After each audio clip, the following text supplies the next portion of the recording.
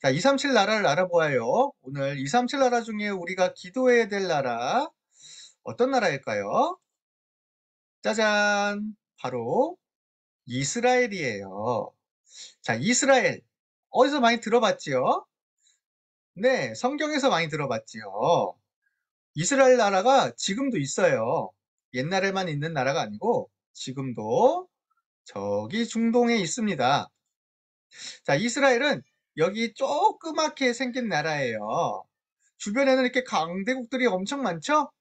네, 이집트도 있고 사우디아라비아, 이란, 이라크, 터키, 시리아, 요르단 엄청 많은데 이스라엘은 아주 작은 나라예요. 이스라엘은 우리나라보다 작아요.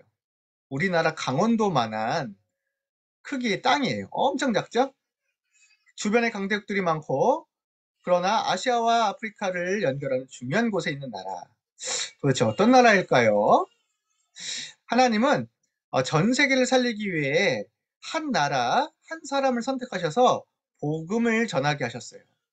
아브라함을 부르시고 또 아브라함의 가정을 부르시고 그래서 전 세계 복음을 전하게 하셨죠. 이스라엘 사람들은요, 아브라함이 자기의 조상이라고 생각하고 아브라함에서부터 시작됐다고 생각해요. 자, 그런데 성경의 모든 이야기들은 다 이스라엘에서 이루어졌지요. 이스라엘과 주변에서. 그렇죠? 네. 아브라함도 이스라엘 사람. 물론, 네, 아브라함은 많은 사람들의 조상입니다. 모세도 이스라엘 사람. 그리고 우리가 잘 아는 다윗, 네, 다 이스라엘 사람이죠. 무엇보다도 하나님은 이스라엘에게 복음을 전하게 하시기 위해서 하나님은 예수님도 이스라엘에서 태어나게 하셨어요. 그렇죠? 우리가 믿는 예수님도 어떤 나라에서 태어나셔야 되잖아요. 하나님은 선택하셨는데 그곳이 이스라엘이었어요. 그런데 예수님이 십자가에 죽으신 것도 이스라엘에서 벌어졌죠. 예수님이 죽으시고 부활하신 것도 이스라엘에서 벌어졌죠. 왜요? 네. 하나님은 네, 한 나라를 선택하셨는데 이스라엘을 통해서 전 세계 복음을 전하게 하신 거예요. 그런데 이스라엘 사람들은 예수님을 그리스도로 믿지 않았어요. 그래서 예수님을 십자가에 못 박고 죽이고 그랬죠. 자, 그래서 이스라엘 사람들은 끝까지 복음을 받지 않고 예수님을 믿지 않아서 2000년 동안 나라를 잃은 채 이렇게 많은 나라에 흩어져서 살게 되었는데 곳곳에서 이렇게 핍박을 당하기도 했습니다.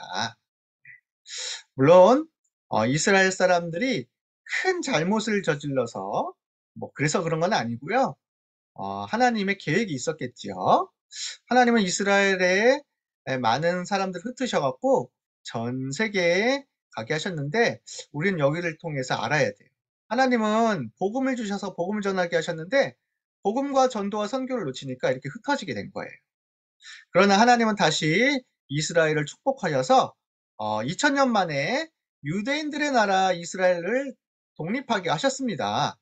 우리나라 독립한 나라 연도하고 똑같죠? 우리나라 대한민국도 1948년에 독립했는데 정부가 수립되었는데 네, 이스라엘도 똑같이 그 같은 해에 나라가 건국되었죠. 자, 그래서 전 세계 흩어져 있는 사람들 유대인들이 모여서 이스라엘에 몰려들었어요. 야, 이제 우리 이스라엘 나라를 세우자. 우리 이스라엘 나라가 세워졌대. 함께하자. 지금 거의 1천만 명 정도가 되는 인구가 되었습니다.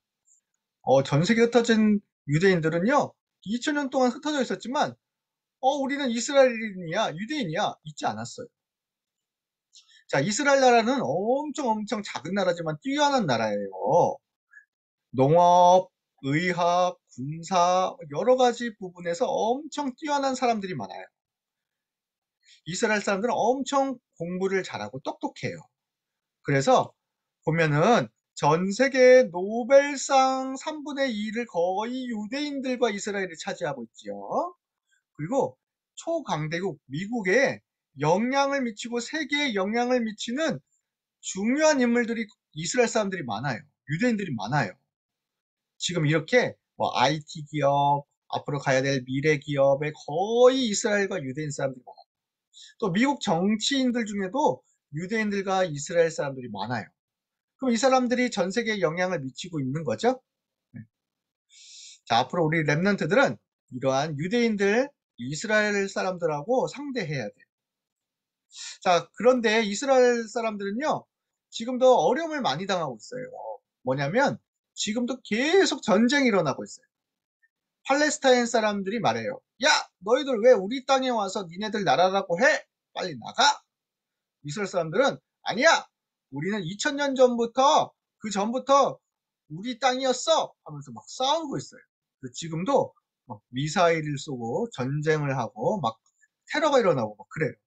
이스라엘 사람들과 팔레스타인 사람들이 복음을 알고 싸움을 멈추고 서로 사랑하도록 우리 같이 기도해줘야 되겠습니다. 그런데 이스라엘은 아주 심각한 나라기도 해요. 사실 하나님을 믿는다, 우리는 복음을 가졌던 적이 있다, 우리는 하나님이 택하신 선민이다 이렇게 하지만 흑암 문화가 가득해요. 이스라엘엔 정말 세계 최대의 동성애 축제가 막 열리고 있어요. 이스라엘 수도 텔아비브에 25% 4분의 1이나 되는 사람들이 거의 동성애자예요. 이스라엘도 마약도 많이, 전쟁도 많이 일어나요. 그러면서도 이스라엘 사람들은 하나님을 믿는다고 막 착각하고 있어요. 우리 이스라엘 사람들의 정말 이 흑암 문화가 꺾이고 복음 들어가도록 정말 기도해야 되겠습니다. 더 심각한 건 뭔지 알아요? 아직도 이스라엘 사람들은 예수님이 그리스도라는 사실을 거의 믿지 않아요. 그리스도가 다시 오실 거라고 생각해요. 우리나라를 세계 초강대국으로 만들 메시아 그리스도가 올 거다. 그분 예수님은 아니고 또 다른 사람이 올 거다. 나는 지금도 그분이 오도록 기도하고 연구하겠다 하면서 지금도 유대인들 중에 많은 사람들은 이렇게 옛날 율법을 지키면서 그리스도를 믿지 않고 자기 생각대로 그리스도를 기다리고 있어요. 얼마나 안타깝습니까? 그렇죠? 이런 유대인들에게도 꼭 복음을 전해줘야 되겠습니다.